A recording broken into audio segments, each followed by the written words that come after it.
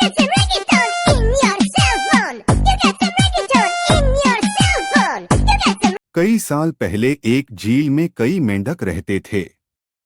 झील के बीच में एक धातु का खंभा था जिसे झील बनाने वाले राजा ने बनवाया था। खंभा बहुत बड़ा और चिपचिपा था। उस खंभे के नीचे वहां के मेंढक हर रोज मिलते थे। एक दिन मेंढकों के मन में आया कि हमें एक प्रतियोगिता करनी चाहिए। भाग लेने वाले मेंढकों को झील के बीच में एक चिपचिपे धातु के खंभे पर चढ़ना था और जो मेंढक पहले चढ़ जाएगा उसे विजेता घोषित किया जाना था। प्रतियोगिता का दिन आया। चारों दिशाओं में बहुत भीड़ जमा हो गई। चारों ओर से बहुत सारे मेंढक आए। क्षेत्र में प्रतिस्पर्धा की केवल एक ही होड़ लगी हुई थी। प्रतियोगिता शुरू हुई, लेकिन पोल को देखकर किसी मेंढक ने नहीं सोचा था कि प्रतियोगिता में शामिल कोई भी मेंढक इस पोल पर चढ़ सकता है।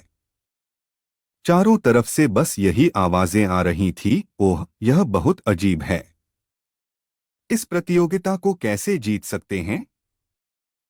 लेकिन प्रतियोगिता में बड़े मेंढकों में से एक छोटा मेंढक था जो ऊपर नीचे चढ़ता रहता है। बार बार गिर रहा था, लेकिन उसी उम्मीद के साथ वापस चढ़कर पोल के शीर्ष पर चढ़ गया और उसी ने यह प्रतियोगिता जीत ली। उसकी जीत पर बाकी मेंढक बहुत हैरान हुए। सभी मेंढकों ने प्रतियोगिता जीतने वाले मेंढक को घेर लिया और पूछा, आपके अंदर लक्ष्य को प्राप्त करने की कम ताकत के बावजूद इस असंभव कार्य को कैसे संभव बनाया? जीतने का कोई मौका नहीं। ऐसे चिपचिपे खंभे पर कैसे चढ़े? जितने भी मेंढकों ने खंभे पर चढ़ने की कोशिश की वह असफल रहे। प्रतियोगिता में बहुत सारे मेंढक इसे बार बार कर रहे थे, लेकिन प्रतियोगिता में मेंढक के मुंह से एक ही आवाज आ रही थी, ऐसा नहीं हो सकता, यह असंभव है। और प्रतियोगिता में शामिल सभी मेंढक हताश थे और उन्होंने हार मान ली थी।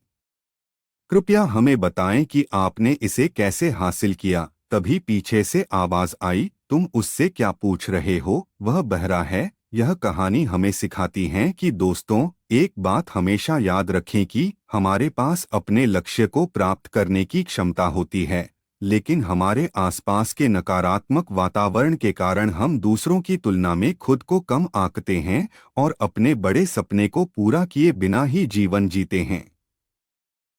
Thank you for watching this video. For more videos, please like and subscribe my channel. Thank you for